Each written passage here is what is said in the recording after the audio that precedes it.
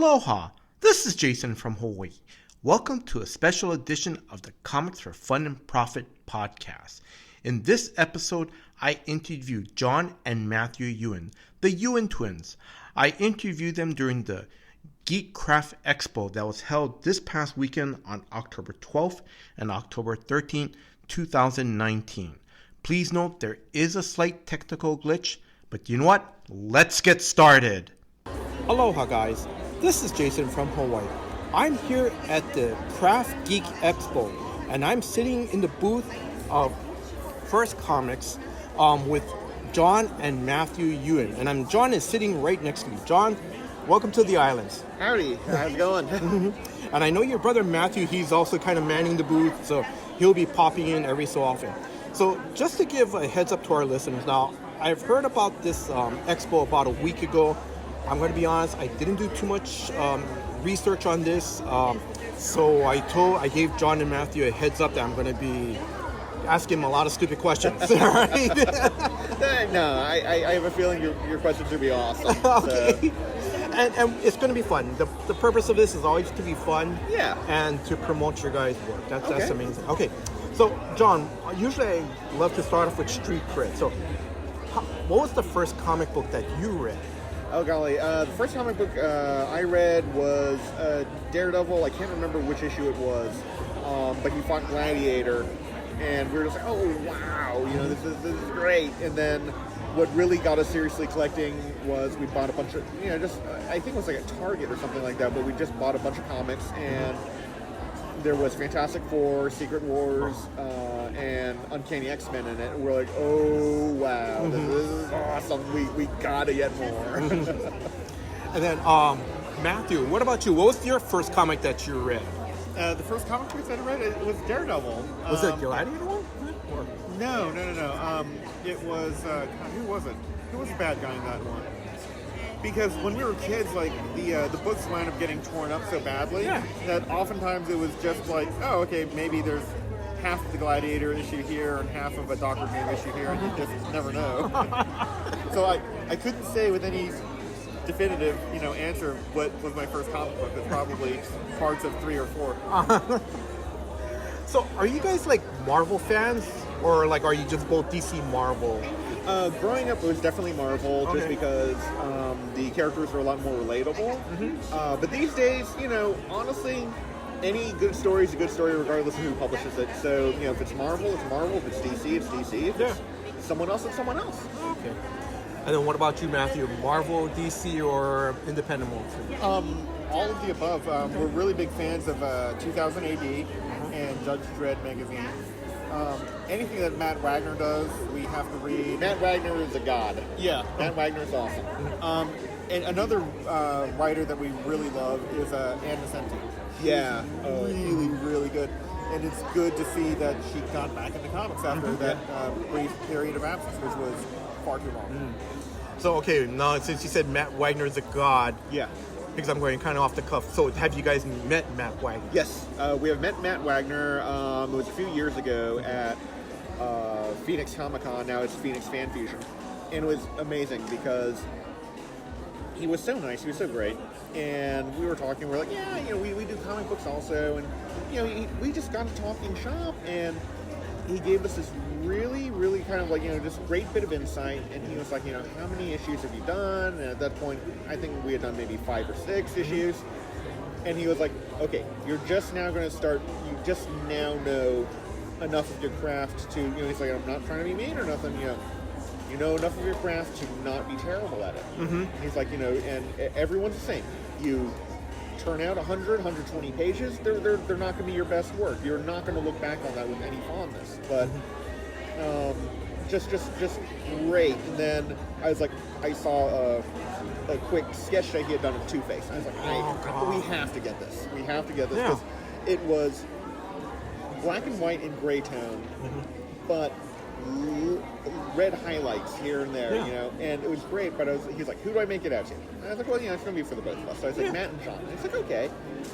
And so along the very bottom, he writes to Matt, A in black, and then ND John in red.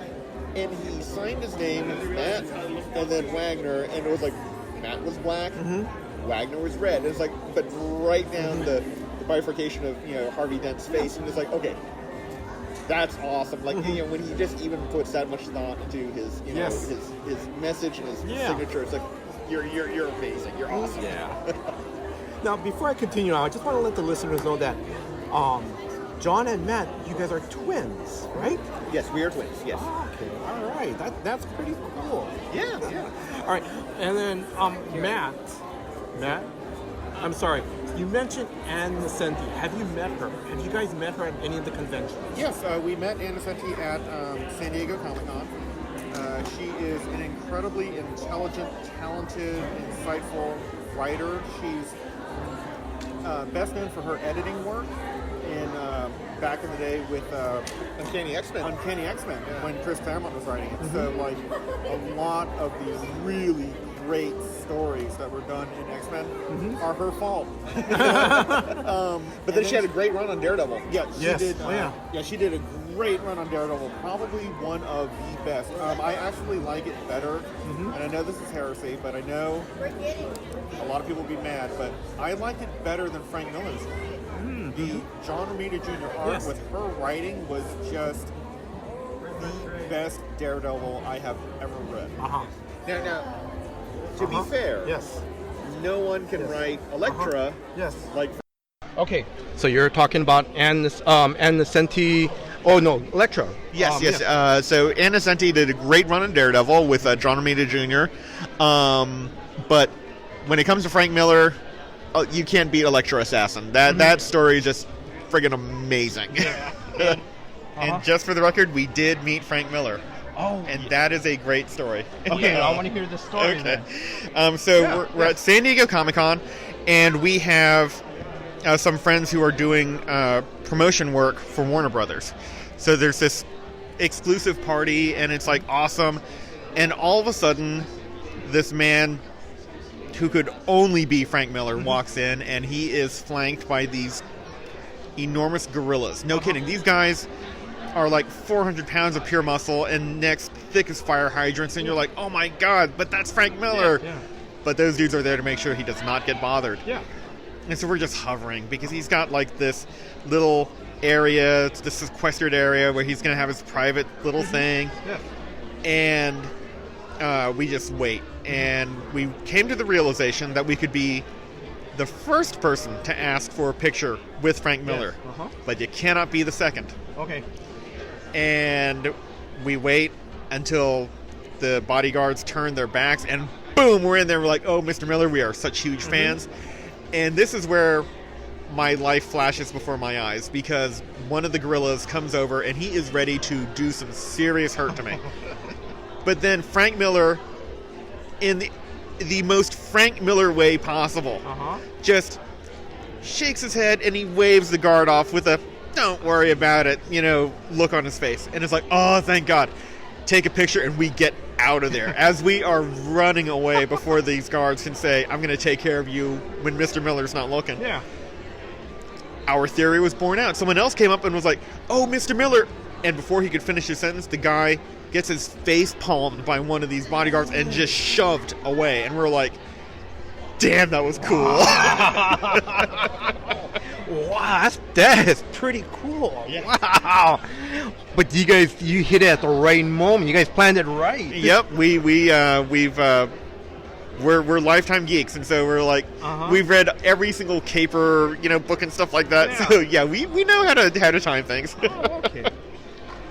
Now I'm going to continue on because I know we're going to talk about your guys' comic book writing and drawing later, but you guys are also actors too. How did you guys get into the acting business? Okay, we owe it all to we owe all of our acting career to a handful of people. Paramount amongst them is Jody Hill. He's a super talented, funny, but genuinely kind human being, and I had the fortune of working with him before he hit it big. And he just thought we were hilarious. We are recreational shooters, and so we had a silhouette, a target silhouette, with a large face, like a large hole in the face and a large hole in the crotch. And we brought it back to the office on a lark, and someone else taped it up with this big handwritten note, "Who wants to fight the Yuans?" Well, if you know anything about Jody Hill, you know that he is, I think, a 5th degree black belt in Taekwondo. And he's like, "I'll fight you." And we're like, "Oh, the hell you will." Even if you gave us a gun in that situation, we're still just doomed. So we're like, no. But that moment, I guess, stuck in his head because he thought it was just hilarious to have, like, these weird little, gun nuts. And, but he's a good friend of ours. But when he hit it big and he got a contract, he's like, "I wrote roles for you guys." And we're like, "You are kidding me." And that was Observe and Report. And we played gun nut security guards. Now, one of our jobs right out of college was security guard, so thankfully for us there was no acting involved, because otherwise we're just like, "Oh my god, what do we do?" But the other people that we owe this to are the producers of Observe and Report, because they could have in a second said, "Nope, we're hiring real actors." And it was Andrew Haas and Donald DeLine. Again, everyone hears about Hollywood producers. You say Hollywood producer, and your mind is filled with images of, like, Entourage and every sort of douchey, crappy individual with no redeeming qualities. No. These two are kind, decent, hardworking human beings. Now, they do have to make money for people. Oh, yes. That's their job, right? But they do it in the most awesome way possible, and they're really great people. We're still friends with them today. And then after that movie came out, our manager, Robin Holt, she came along, and she and Priya Satyani sort of shepherded us through everything. And so now we've gotten to a point where we walk in and we're not complete unknowns, and so casting directors look at it, and sometimes casting directors ask for us, so we're like, nice. Okay, this is working out. So yeah, that's how we got started. It got started because right place, right time. I will, praise be to God. I will not say that it was hard work on my part or John's part, but God gave us an opportunity and we took it. Oh yes. That's great. And then, just for some of our listeners, because I know we talked before the interview that you guys were on Rules of Engagement. What other shows have you guys been on? We've been on... So, Rules of Engagement was one of them. We've also been on Arrested Development. We had a recurring role on that. We had a recurring role on Crazy Ex-Girlfriend. We have also... John was in It's Always Sunny in Philadelphia. And that was a lot of fun. And again... that show was, everyone on that was just so great. Awesome people. We've also been on, what was it? There's been a bunch of pilots. I've been on CSI, and we were both on Raising Hope. Oh, okay. Yeah. And our Raising Hope appearance was hilarious because it wasn't supposed to be twins. Oh. But the way they had written the scene was one of the characters is getting electroshock therapy, essentially. And a doctor comes in and is like, "Okay, I'll be right back with your forms." And he leaves. And then another doctor comes in and is like, "Okay, let's get started." And he's like, No. And then the first doctor walks in, we have an argument. And it was supposed to be two different people. But I just sort of suggested, I was like, it might be funnier for twins. Yeah. And again, casting directors, God bless them, give them their own Academy Award category, because casting directors and stunt people, they deserve it. But the casting director said, "I'll run it by the producers." Yeah. She ran it by them, and they were like, "Let's go for it. You got twins. Let's use twins." Oh, that's pretty cool. And also, too, you guys now, because I started reading the on the website that you guys are also part of, I would say, the Marvel TV universe, correct? That is correct. We are. We actually signed an NDA. We cannot say anything about it. So any of the news that got out was not through us. I don't know how, because actually didn't mention it to anybody. Oh my god! Okay, But yeah, I know you can't say much, but oh my god! yeah, but that was one of those situations where casting director requested us. Yeah, okay. We auditioned, and thank goodness, because it's always embarrassing when a casting director says, "Oh, I think these guys would be great for it," and then we're not. Mm-hmm. That's just embarrassing, and you feel like you let somebody down. And I know a lot of actors take a lot of criticism personally, and you can't. Mm-hmm. That is just a one-way ticket to self-destruction. Mm-hmm. But when we are requested Yeah. and we don't nail it, then yeah, that is a personal failure. Do we need to take a little break right now so you can help? Oh, No, we're good. Okay, all right. She's an old friend. Oh, okay, all right. Okay. Yeah, because I'm now. Don't say anything about your guys' roles or anything, because when I saw Marvel's Agents of S.H.I.E.L.D., I kept thinking back from, I think, season 2, when I think they had the life decoy mods with, I think, Pat Oswalt, where, you know, he dies and then there's another guy. I thought you guys had already been in Agents of S.H.I.E.L.D. already, but no, right? No. We had not been. We've auditioned many times for Marvel stuff, but no, that was one. Okay. So now I'm going to get into comics. You and your brother, so Matt, you and your brother John are writing and drawing comics, correct? That is correct. So we have co-created 4 titles, and we have co-written all of them.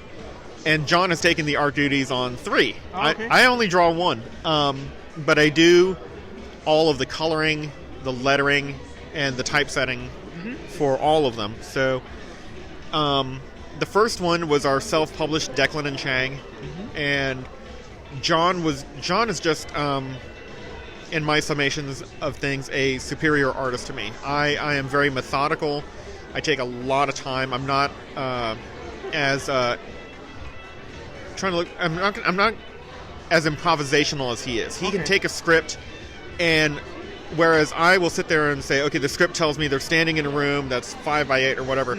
I need very exacting details. John can just take it and jazz improv. He can just run with it, and it's great. So he was a natural choice for our first book, and it worked out great, because out of the 6 issues, that's what gave us the notice, or gave us the ability to turn to a publisher and say, we've done books before. Yes, yeah. And from issue 1 to issue 6, you see improvement in the art. And so that was our first one, and we went from there to Serving Soups. And Serving Soups is our workplace comedy about process servers who only serve court documents to deadbeat superheroes and supervillains. And that arose because Steve Stern, the creator of Zen Intergalactic Ninja, was like, I need something to, propose to Ken, that we can all work on. And I'm going to say this is Ken... Ken Levin, executive producer of The Boys, Preacher, and Quarry. And also, too, if I remember correctly, the founder of... He is First the Comics, founder of right, First sorry. Comics. He is the editor-in-chief and the publisher. He is a great guy to work for. And Steve was like, we need a book with you two in it, because you guys are actors, and it's just a no-brainer. And so Steve's initial idea was that we would be superheroes, because it needed to be superheroes and us. Okay. And instantly, John and I are like, we are not that cool. We cannot be superheroes. He's like, well, okay, well, how about your bounty hunters, hunting superheroes? We're like, we are going in the wrong direction. That's cooler than superheroes, so we can't do that. And so we decided, who does everyone despise? Process servers. No one likes to get sued, and it sets itself up for comedy. You got someone who wants to sue a superhero. How are they going to react? It's not going to be heroic, and so that's what we did. And Serving Soups is actually, it's more of a workplace comedy, because funny enough, we're talking about The Boys. There's better deconstructions of superheroes out there. Yeah.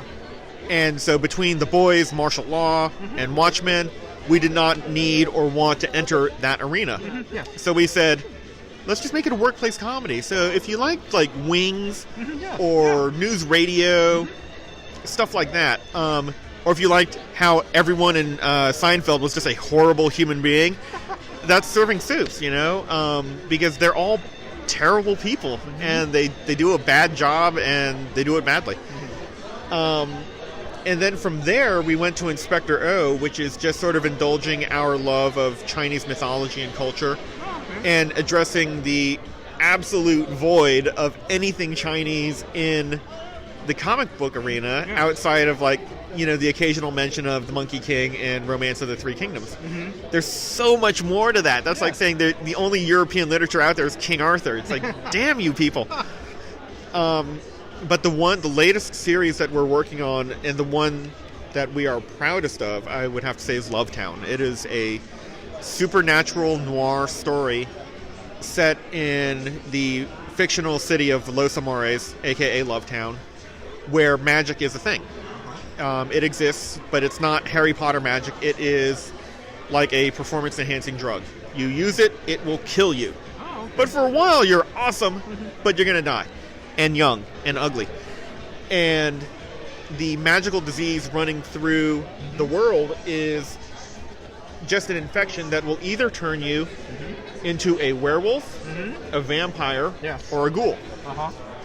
In all three cases, you've got certain advantages. You're stronger, you're faster, but you're also an infected freak.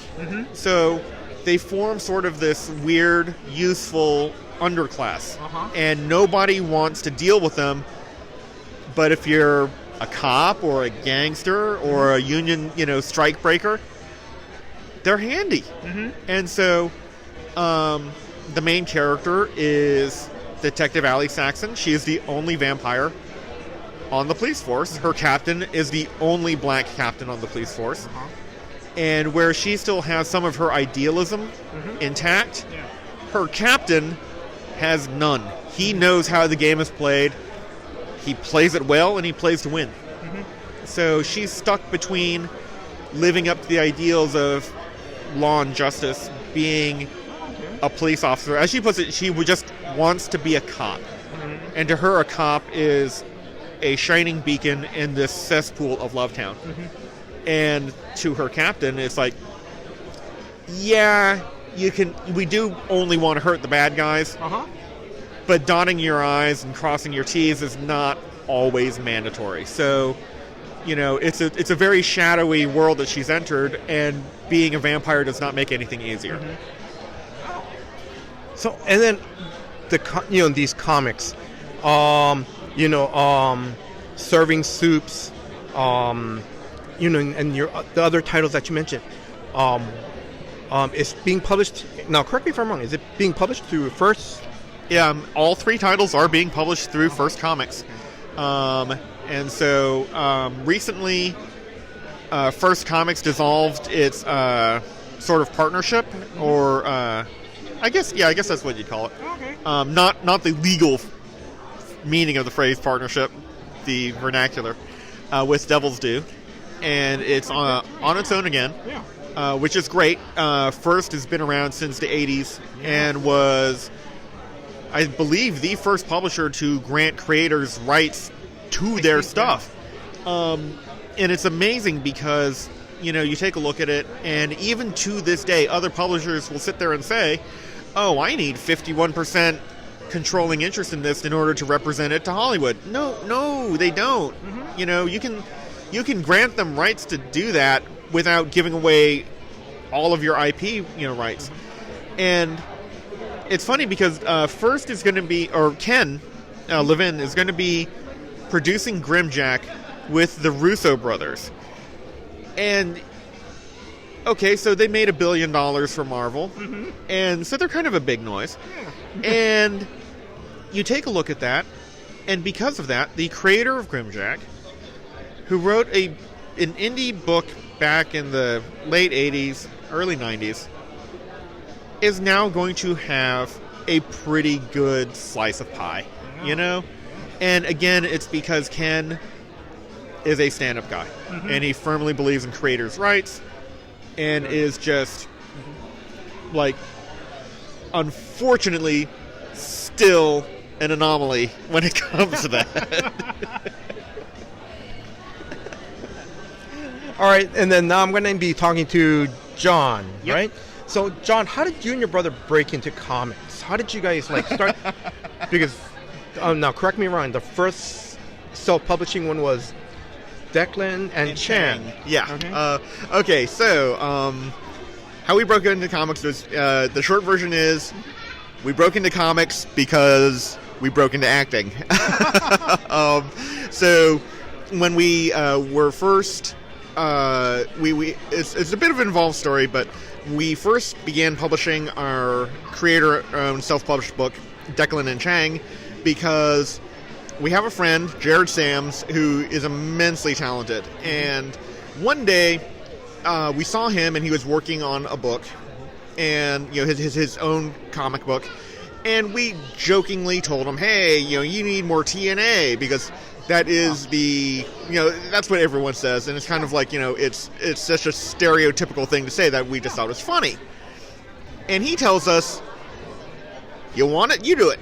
Yeah. And we're like, he's like, "You should make your own comic book." And we're like, "Look, we can't. We don't have the time. We don't have the discipline." And he's like, "Okay, that's I'm gonna call bullshit on that. You guys, I see your little sketches, your little doodles." He's like, "You can draw." Yeah. And he's like, "As far as everything else, look."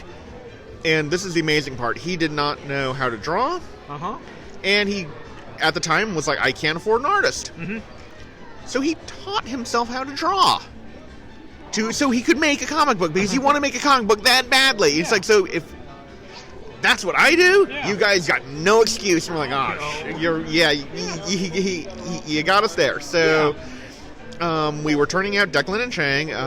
It was a 6-issue limited series. And one day, Steve Stern, the creator of Zen Intergalactic Ninja, walked into our store. Now, at the time, we owned a comic book store. I want to touch about that. Okay. Continue. But he was like, "Oh, wait a minute, don't I know you guys?" He recognized us from Observe and Report. And he saw that we had these art tables up. He's like, "What are those for?" We're like, "Well, when we're not helping customers, we draw comic books." And he's like, "I didn't know you drew." And we're like, "Yeah, we draw, we write." And he's like, my publisher would love, it's a no-brainer. It's a no-brainer. You guys got to do a comic book for my publisher. And so when we met Ken F. Levin, he was like, "Yeah, this is great." But we're like, "Look, Declan and Chang, I love it. It's very dear to us, but it's also very rough. It's very unpolished." And we're like, "Look, we'll get you something better." And so we came up with the idea. Steve was like, "Well, we're talking with Steve," and Steve's like, "Well, how's about you guys as superheroes?" And we're like, "No, we're not. We are not that cool." And so Steve was like, "Okay. How's about you hunt superheroes?" Okay, like, wrong direction, dude. We said we're not cool. You made that's even cooler than being a superhero. And this is the one you're talking about, serving soups. Okay, yeah. sorry. Okay. And so eventually Matt was like, "You know what? Nobody likes process servers. They're no one ever says, 'Yay, process servers!' It's not like firemen or paramedics. No one's ever happy to see them." So Matt's like, "Process servers. We're process servers. We serve deadbeat superheroes and supervillains." And so that's how Serving Soups came about. And so that's how we broke in. And then the next one we had come up was Inspector O, because Matt had a long sort of simmering idea about something like that, and we drew I think it's an 8-page story. I colored it by hand because at the time Matt had a bunch of other stuff to take care of on the computer, so it's like, "Okay, I'll just do it by hand." And we showed it to Ken, and he was like, "Yeah, let's do it." So we're like, "Okay, cool." So that was 2, and then the third one we showed him was Love Town, and that one I think I only had like 5 pages done. Okay. But he was like, "Yeah, so how, when is this coming out?" And we're like, "Okay, great," because he loved the idea, and we've been fortunate enough so far, hey, knock on wood, that he's been very, very supportive of us. And I mean, we found, as with anything, you find that situation or that person or that job that fits you. Yeah. And we were really so lucky to find Ken, and Steve, because they, as an editor, as a publisher, he gets where we're coming from, and it could not be better. Let's see. Declan and Chang, I want to go back. What's this? No, I'm sorry. What's the story What's the story on Declan and Chang? What's it about? And if people are interested, where can we get? Is it still in print? Okay, so Declan and Chang was spawned. Matt and I played role-playing games, the pen and paper, like D&D, but it was one set in the future called Mech Warrior, and so we had a campaign going with our friends. It lasted, I want to say, for about 12 years, but we just, you make a bunch of characters, and so when we first came up with Declan and Chang, we're like, just base them off of our RPG characters. We already had a whole host of villains. Supporting characters, a setting. We changed the setting so it didn't violate anyone's IP, but the characters are ours. We didn't take anything out of anyone, and so, but our friends' characters, they make it in there, and so the short version is, as one of our friends called it, Tango and Cash Meet the Terminator. I love that. It is about two cyborg mercenaries. The titular, Declan and Chang. And they are hired to take on a corrupt police precinct on the planet of New Paris. Well, they wind up running afoul of the planetary overlord, Doc Awesome, and all hell breaks loose because these are two really, really gnarly badasses going up against a psychotic, super genius, mad scientist. And so 6 issues of that, and they managed to blow up like half the planet. It is not in print per se. We still have plenty of copies. It can be gotten whenever we make a convention appearance. All right. Okay. Also, too, I want to touch upon, you mentioned do you guys still have that comic book store? No, we no longer. We used to have a comic book store. We no longer have it. Ironically enough, because we ran it, I want to say, for about 4 years, 5 years. It was great because you get to meet people, and they're so great. And like the one thing I never expected to meet were parents who are encouraging their kids to read comic books. But it's, as many people have said, I believe. I can't remember who originated this quote, but they were like, comic books are the gateway drugs to literacy. And it's true. Because but we met so many parents who were very supportive of their kids. We met so many kids who were like, I want to make comic books. And we're talking 9, 10, 11, and they're going all at it. They're asking, technical questions like, how do I get it printed? What do I need a certain type of this? Do I need a certain type of paper, pen, stuff like that? And but to see that sort of like that sense of wonderment is sparked by when a kid opens up their first comic book is amazing. And then the second part that I loved about it was meeting independent creators, the people who are like sitting there, they're publishing their own books, and I don't care if it's printed out on Xerox paper at a local Kinko's, or they're like, oh no, I got it, Mando offset and it's great. I just loved seeing those people because they would come in with these books and they're like nothing else you've seen, and a lot of them we couldn't keep in stock.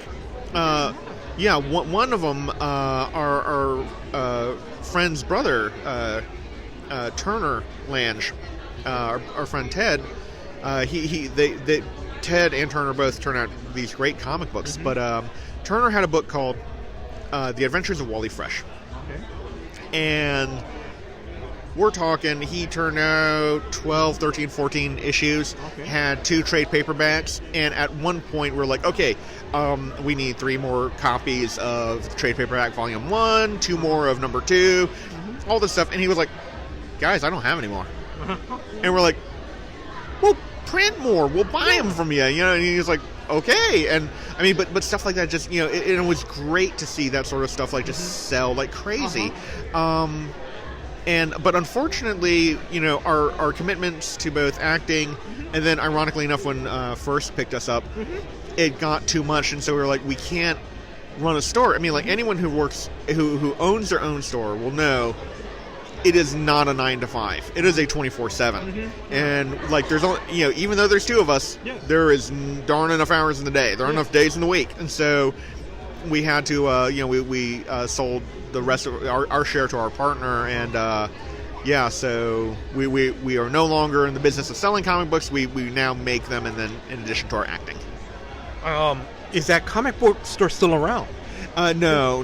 The store is no longer. The store closed. I want to say about maybe 2-3 years ago. What was the name of the store? Where was it? The store's name was Cool Cats Comics and Cards. It was on West Pico in L.A. Okay.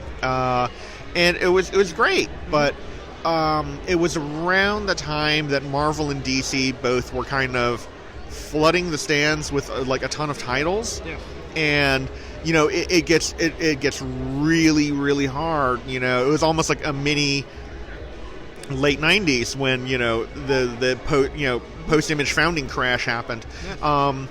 2000s were a little bit like that, and so the market's recovering a little bit thanks in no small part to the movies, which are great. But even then, one bad week is all. A lot of times, what can sink a store. I know you guys are writing and drawing your guys' own comics. I'm just asking, did you guys have any training, or did you guys take any classes in college? Actually, no, we did not. We are largely self-taught. A lot of times we bought books to study anatomy. Of course, watch YouTube videos on some of the more technical stuff. But no, we did not take any classes.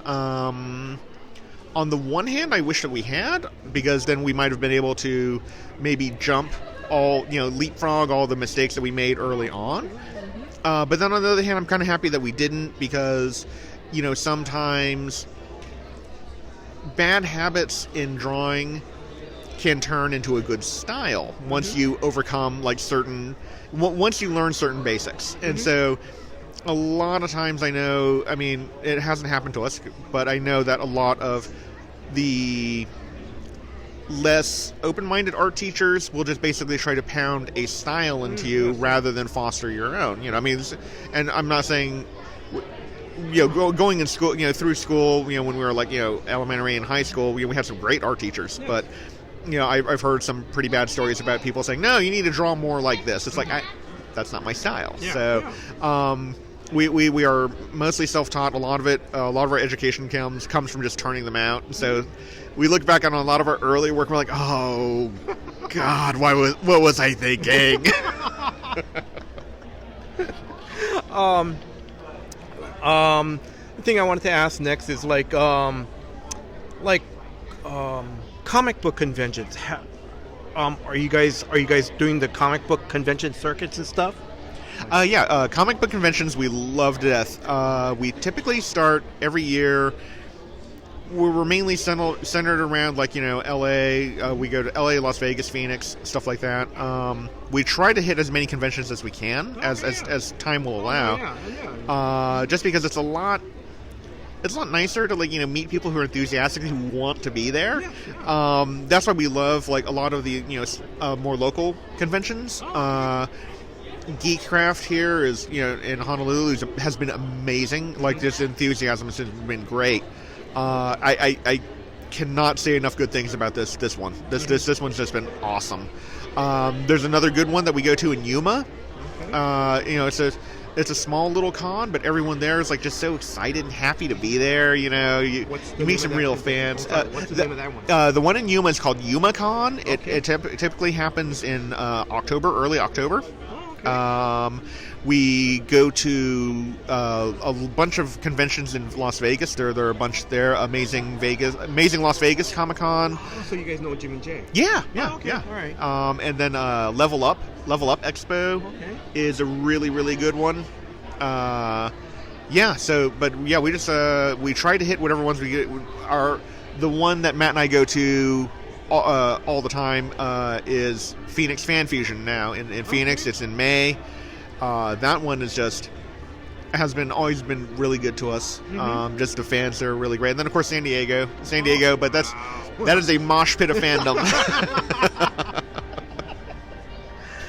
Now, the comics that you talk about, like let's say serving soups and stuff like that, I'm just asking, and you can say nope, I can't say anything, or we haven't heard. Have any of them been optioned for TV series, movies, YouTube series, nowadays? So in regards to serving soups, and most of our books, we have had people look at it. Matt and I are not exactly sure where the interest is at right now. So it's like, I'm not being coy. I'm not trying to be. I'm not, and I'm certainly not saying, "Yeah, we've signed an NDA. We can't say anything." No.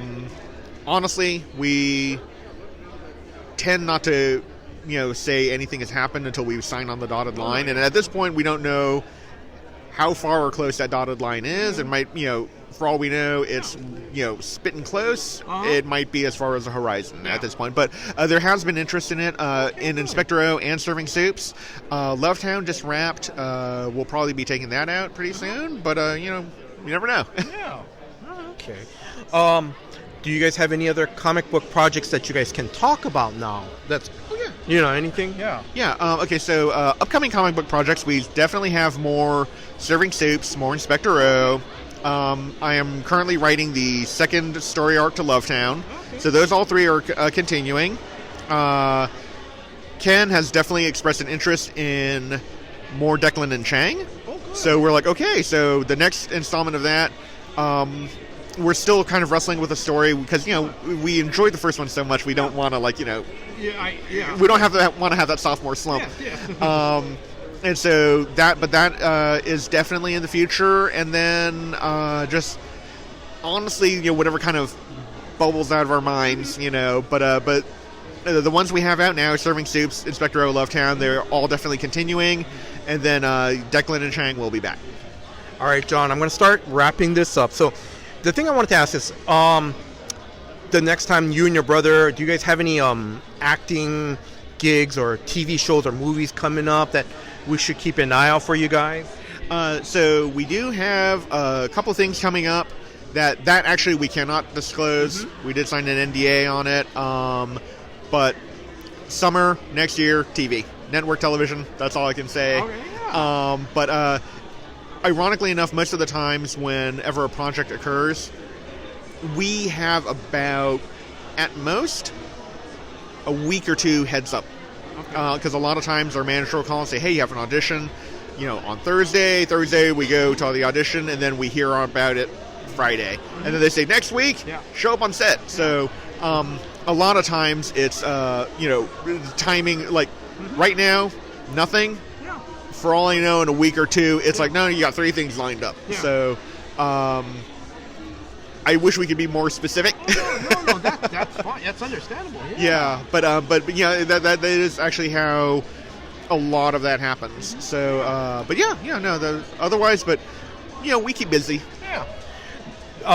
I'm just asking again, is there any show or I know the Marvel movies are still coming out. Are there any TV shows or any Marvel movies that you guys are kind of hoping that you guys would get a call from or appear on? The answer to that is all of them. I would love to be in any of them. Okay. I mean, and it's not only because Matt and I are dyed-in-the-wool geeks. We are lifelong fans. But also, you just watch those movies and you're like, wow, those are good. Yeah. It's like I cannot think of a bad, Marvel movie that has, none of them, they've all got a real set of talent behind them, from the writing down to the grip, down to the folks, building the sets. It's like they have done an amazing job. So if they sat there and said, hey, we want you for Black Panther, part 2 or Thor part 5 or whatever, I'd be janitor number 4 in that, it's like I would do anything. It's like, it's Yeah, so yeah, I mean, I would geek out. I would geek out and have a stroke probably, but it'd be awesome. I could see that Black Panther 2. You're that janitor. You're like staying in the background. Ryan Coolidge goes, hey, John, no, let's stop. No, come on, just you're just sweeping. Keep going. Oh, okay. Right, something like that, right? You just hang around. I'd be like, hey, and waving, and they'd be like, okay, yeah, you are so fired. or and like I said, I'm just joking around with this. I'm not causing any rumors or stirring up any rumors, but I can just see you go, hey, Randall Park, hey, you're going to be in WandaVision. Don't you have twin brothers? Doesn't Johnny Woo have twin brothers? You know, right?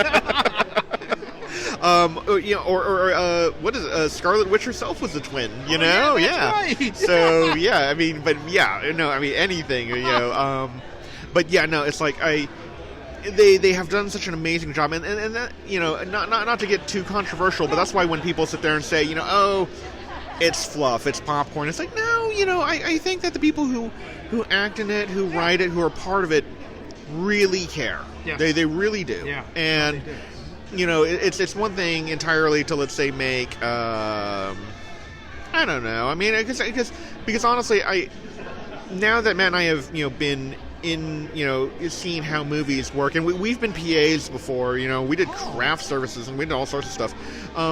Knowing how they come together, I have a really hard time insulting anyone's efforts. I mean, like when people sit there and say, "Oh, this actor is just phoning it in," you don't know what the director may have sat there and said, "That's what I want. That's what you're giving me." Yeah. The actor may not have felt the role, the lines, whatever. And so we have a hard time, harshing on anyone like that. But then when we see the Marvel movies, we're like, no, there's, they're not just entertainment. Yeah. It's like it's a phenomenon that a lot of people worked really hard on, and I've loved them all, and I don't comprehend the people who like kind of dismiss them. So I'm sorry, John. I know I'm kind of trying to say I'm wrapping this up, but oh my God, you and your brother have this rich history of. I mean, because I'm kind of going okay. Because when I saw you guys, info about like comic book writer, actors, but now you're telling me you guys used to own a comic book store. You guys used to be a PA, and please explain to me and the listeners what is a PA on the set. Okay, so a PA is a production assistant, and a PA is basically do it yesterday. So if they need you to help wardrobe, pick up something, and it'll be by department typically, but a lot of times it's just like, I need you to go get this, I need you to go do that. So for depending on how large the budget of the movie is, PAs will work under various departments, but smaller indie films, it's go get lunch and then come back and grab wardrobe, and then after that help build me a set. And then so we did that. Matt was a boom operator on a movie, not very good at it. No, the boom is holding up the microphone, okay, yeah. Right. And so it's like you're holding a microphone on the end of like a 20-foot pole, and it requires a lot of upper body strength, and we were no good at it. But Matt was a warm body, and he got the job. So, but we did that before we went out to LA. We worked at the Austin Film Festival and the screenwriting conference, which to anyone out there who has hopes of breaking in for writing, the Austin Film Festival and Heart of Film Screenwriting Conference has some it has a really great formula out there. Your scripts are actually read by professionals. We're talking like agents, managers, literary reps, stuff like that. So it's not a fly-by-night. I think they're in their 20th year, or close to 20. I mean, they've been there a while now. So for any aspiring screenwriter, it's a great place to network, and it's a great place to get your work seen. I'm like I said, this is incredible. How long have you guys And I know this is one of the stupid questions I should ask earlier. How long have you guys been in show business, along with the PA stuff and acting? We've been in the acting. We've been acting for 10 years now. Our first job was in 2008 with Observe and Report. It filmed in 2008. Was released in 2009. But prior to that, I want to say, so we've been active in the film industry for probably about 14, 15 years. Yeah. We've been post-production in reality TV. We've been PAs on small indie films. We've acted. We've written all sorts of stuff. Now, I'm not trying to put you on the spot, and I'm not trying to look for any dirt, but I'm going to ask, so top of your head, who was like one of the best actors you worked with or got along with, or he was just such a nice guy, or she was such, that she always say hi, or they say hi to you no matter who you were? Shit. How much time have you got? I got plenty of time. Okay. Because the number of great people we have come across has just been,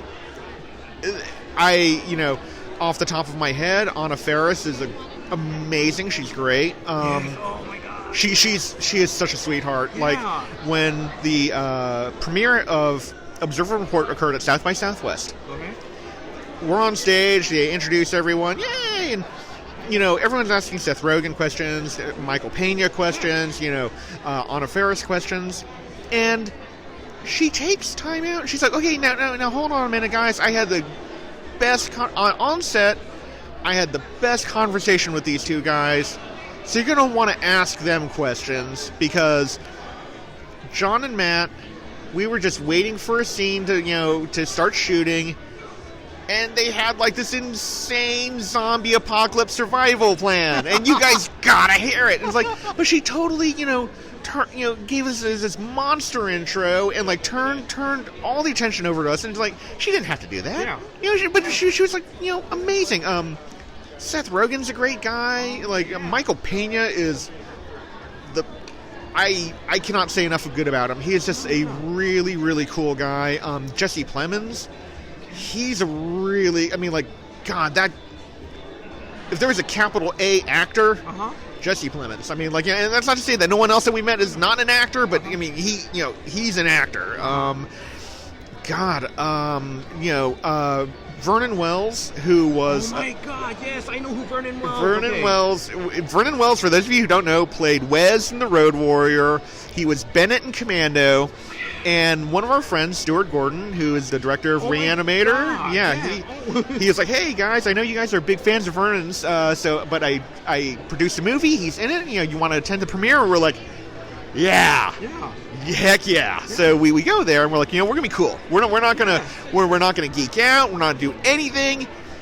And we see him, and Stuart's like, "Hey, Vernon, these are my friends, John and Matt," and the first words out of my mouth were, "Holy shit, you're Bennett in Commando!"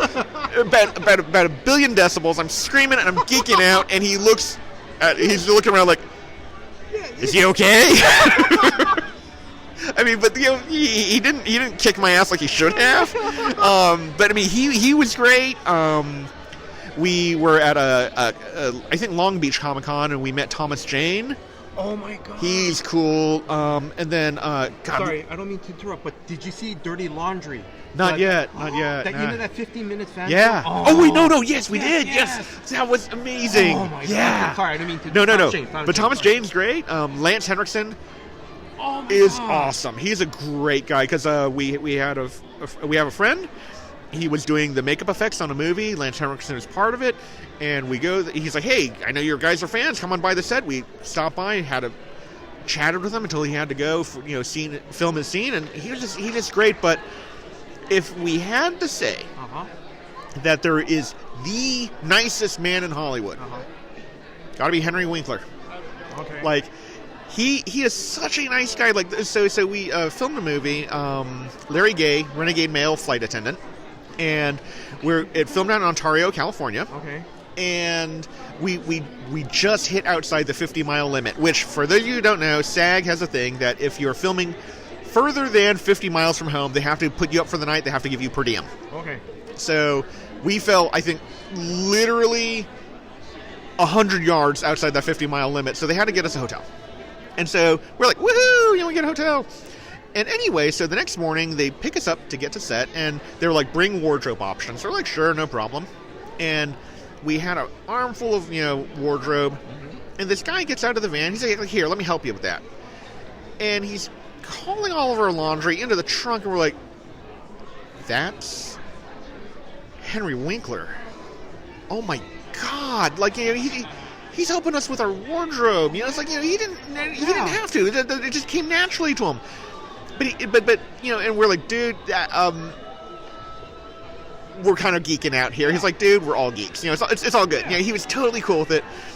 But he is such a nice guy that when we were having lunch one day, our brand of humor, Matt and I, were very self-deprecating. Oh. And so one of the jokes, he's like, I forgot how it came up.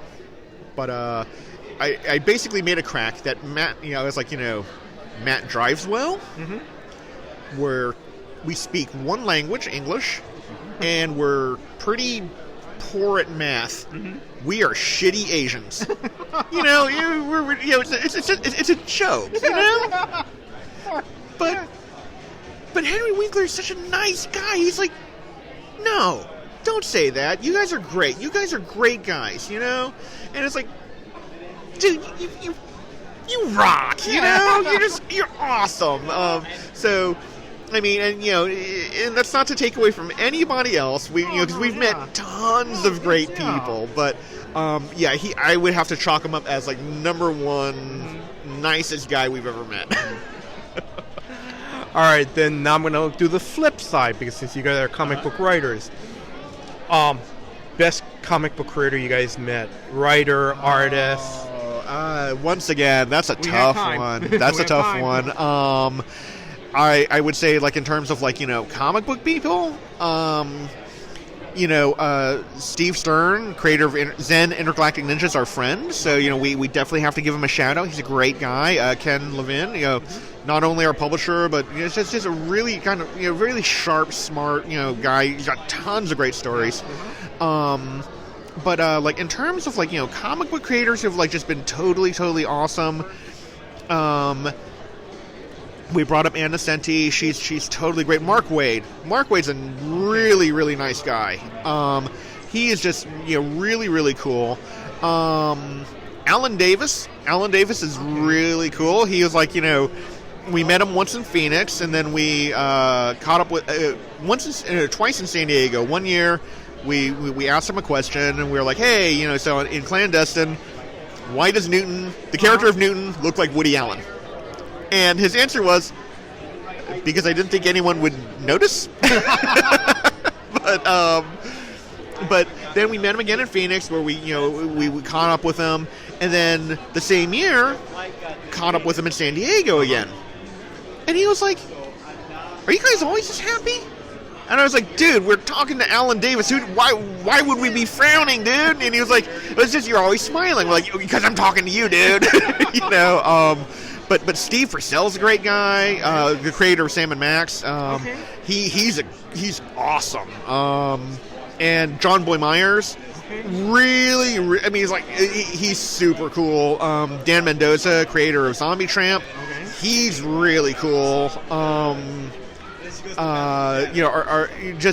mean, we've been really, really... Bill Sienkiewicz, he's a really, really nice guy. Like we noted before, Frank Miller for not having us murdered. That makes him awesome in my book. But have been very fortunate, have not run across any jerks or assholes. What's you guys? I'm going to try to wrap this up now. What is your guys' next comic book convention appearance? Our next comic book convention, I believe, is going to be Great American Comic-Con in Las Vegas in November. Chandler Rice. Uh-huh.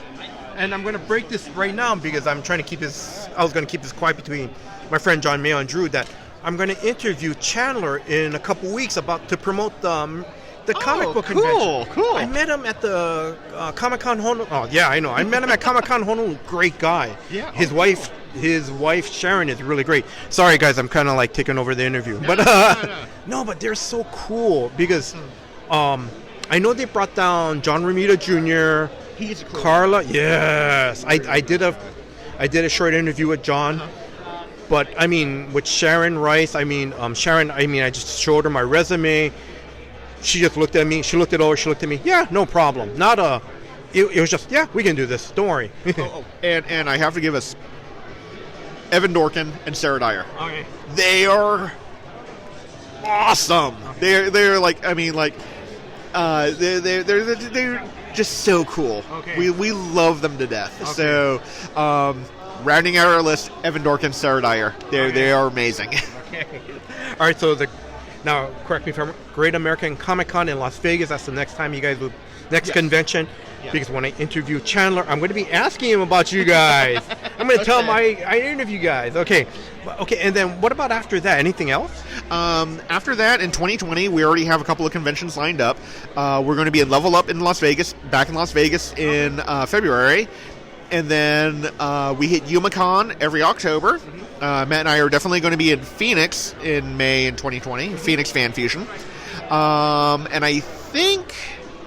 Oh, Ontario, Comic-Con Revolution Ontario, and I think that one, this in 2020 is going to be in May. It might be earlier than that. It might be as early as March. It's an M month. I get them confused.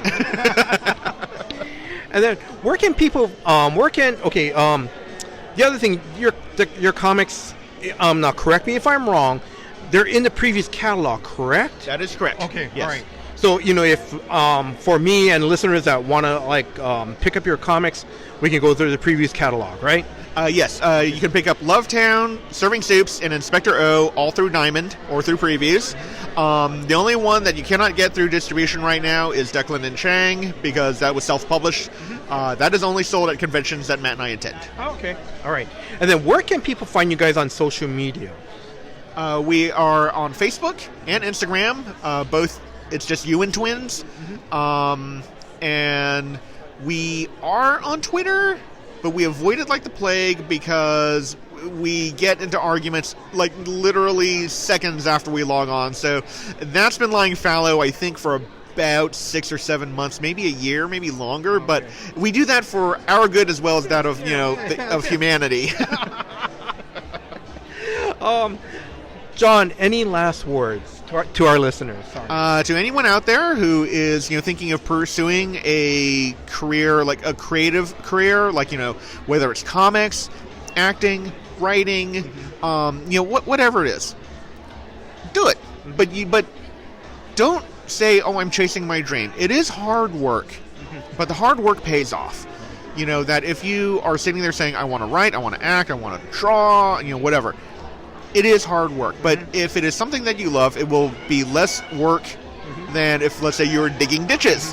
So anyone out there with creative aspirations, follow it, but you have to commit. You have to be serious. You have to do it, and you will be rewarded. All right, I'm going to see if I can try to get Matt for a second to give him some last words too. So one moment, guys. All right, Matt, because I've been talking to John a lot, I just wanted to, actually, before I wrap up, I just want to ask you guys, how do you guys like Hawaii? It's the first time here, right? It is our first time in Hawaii. It is a lovely place, and the landscape is eclipsed by the kindness of the people. Everyone here that we have met has been so genuinely awesome that we cannot... It is actually hard to imagine going back to Los Angeles.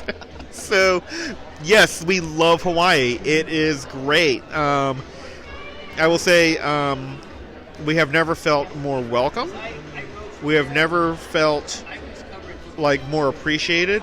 The people here are just phenomenally great. Yes, thank you very much. Now, I know Matt had mentioned the next comic book convention you guys are going to be is the Great American Comic Book Convention in Las Vegas, right? So you guys know Chandler and Sharon Rice. I do not know them personally. Our publisher, Ken Levin, does. it's funny. He knows everybody. He's really great that way. And so, yeah. He's the man with a plan. Any last words to our listeners? Because I'm just kind of wrapping this up right now. Okay. I would say first off, big shout out to Daniel and Kim Wei for inviting us out here. Geek Craft has been amazing. Easily the best convention we have ever been to. And then a huge shout out to all of the people of Hawaii who have made us feel so welcome in their homes and who just welcomed us into their, little fan community without so much as, batting an eye. They made us feel like we were doing them a favor. It's like, how does that work? No, you guys are doing us the favor. And but really, thank you to everybody we have met here at Geek Craft. And yeah, we will be back as often as you guys can stand us. That's great, because I'm going to be buying some stuffs. And when you get a new series of the Declan and Chang series, when that comes out, I'm going to buy a bunch, get you guys sign it. I'll flip it on eBay. No, I'm teasing. No. No, we'd like for people to make money off of us, So, like I said, I'm just going to be wrapping this up. Matt, thank you very much. And I'm going to say, I know John's helping someone right now, but I just want to say thank you guys for your time. No, thank you. I mean, yeah, this is great. Thank you so much for having us. All right. Until next time, guys, aloha. That was my interview with Matt and John Yuan, the Yuan twins. Now, if you see them at a convention, please stop by their table and just talk story with them. They're awesome guys to talk to. They really are. And if you guys get a chance, please check out their comic book series from First Comics. Serving Soups. I've already read the first issue. I love it because that's my kind of humor. That's my kind of comedy. Inspector O, I forgot to pick up, a copy from them at the expo. I'll ask Dragon's Lairs to order me a copy of that series. And also Love Town. I've read the first issue of that. I think it's great. It's very different from what I'm reading in the, which is like the superhero types. So, again, if you guys get a chance, check out their series, Serving Soups, Inspector O, and Love Town. Now, Love Town, I believe, is going to be collected in a trade and coming out sometime in 2020 if you guys just want to wait for the trade on that as well. Also, too, please note that the single issues for their series is $4.99. So check out the DCBS website or through Cowabunga Comics to see if they offer discount. Like I said, I'm going to be continuing to pick up Serving Soups and Love Town. So I'm going to go through Dragon's Lairs, and they offer a 15% discount on all their comic books. So I'm going to check out those series, and also Inspector O as well too. Now, in this part of the podcast, I'm going to give out a lot of thank yous, so please bear with me. First off, I just want to thank God. I just want to thank God that I met John and Matt Yuan. They were really awesome to talk to. And I also want to thank, John and Matt Yuan. Thank you very much for your guys' time. You guys were awesome to talk to. You guys really were. So thank you very much for your time. I also want to give a big thank you from my wife, Dawn, for letting me go to the Comic Geek Expo. So Dawn, thank you very much. I also want to give a big mahalo or a big thank you to John and Drew, for putting these episodes together. They do all the hard work, putting these episodes together. So thank you very much, John and Drew.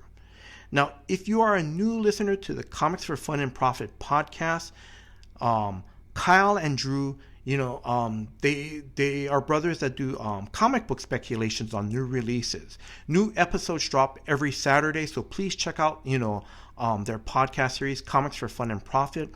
Also, please check out, if you are a new listener to John Mayall's comic book page podcast, please check out his weekly comic book spotlight. It drops every Monday. Him and his co-host James, they review 3 comics. One from DC, one from Marvel, and at least one other. So if you guys get a chance, check out their reviews, and it's spoiler-free review episodes. So, that's also another awesome podcast to listen to as well. And lastly, I just want to thank you, the listeners. thank you very much for your time. Like I said, just thank you very much for your time. Until next time, guys. Aloha.